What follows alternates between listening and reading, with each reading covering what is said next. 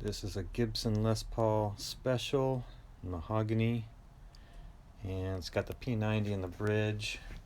Somebody replaced the other P90 with a Seymour Duncan mini humbucker. Sounds amazing.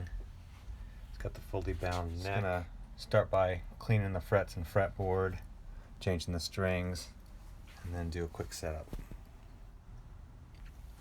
Okay, using some Dunlop 65 string cleaner.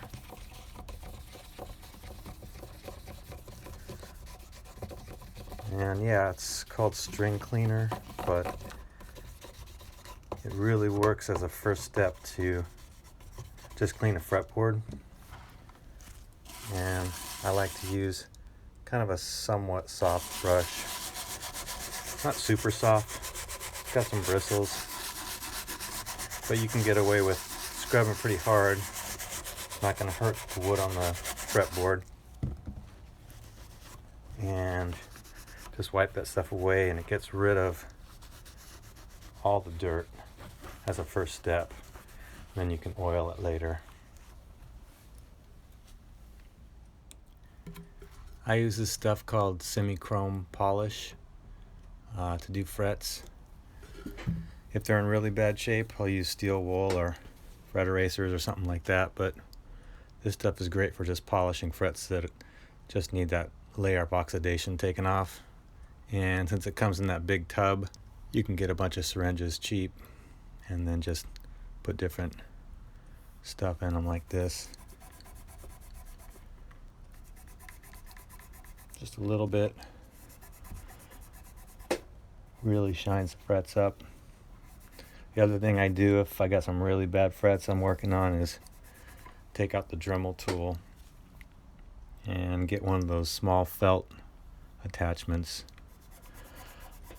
and use that felt circular attachment with this or some other cleaner, and that'll really take off just about anything most frets have on them. Of course, I use a fret protector if I'm going to use something as hardcore as a Dremel tool. So that means getting something like this and putting it on there so you protect the wood around the fret. Then you can take that Dremel and straight across. And if you're not sure you're getting anything off the frets with this stuff, just take a look at the rag after you wipe them down. That's just tarnish, oxidation, builds up over time.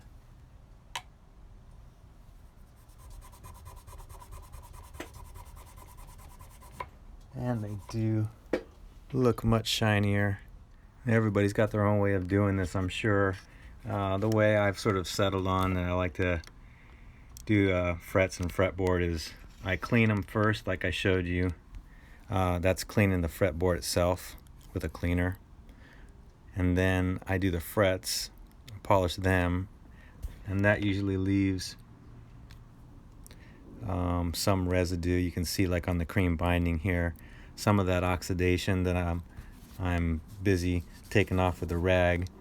Some of that dark muck will get on the board or on the edge of the board or whatever. And so last but not least is when I do a little oiling. And I could have done lemon oil before the frets, but then I would have been left with some of that dark residue. Doing the oil last allows me to, because the oil doesn't just oil the fretboard, it also kind of cleans it. It will get rid of any junk that I've left on the fretboard after I clean those frets. That's so pretty. That nicely cleaned and oiled neck, nicely polished frets, new strings. Now, of course, with the guitar tuned up, I just want to take a sight down that neck. And of course the camera won't really pick this up, but I can tell you that it's got Not too much relief, just a tiny bit. Maybe we'll measure that and see exactly where we're at.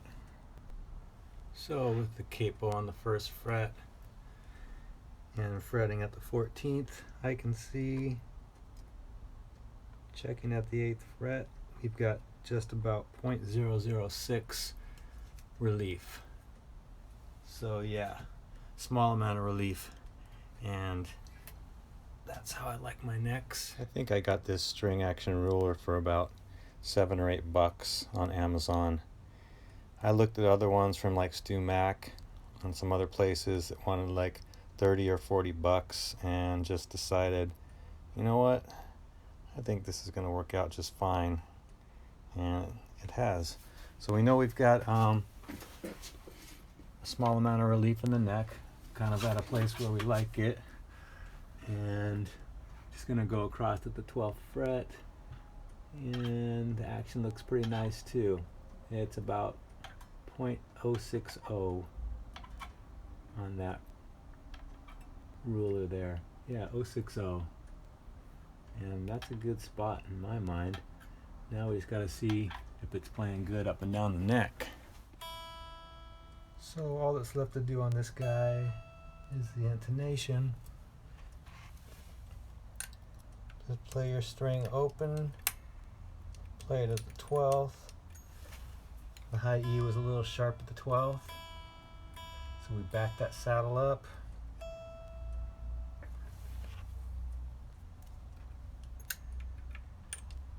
It's good to have a long, skinny screwdriver when you're trying to do the intonation on a tune-o-matic bridge like this.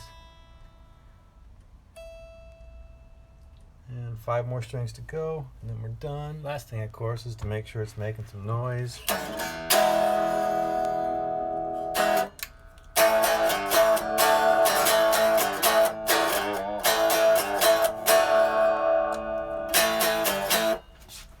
I'm gonna raise up that neck pickup a tiny bit so it keeps up with the bridge pickup.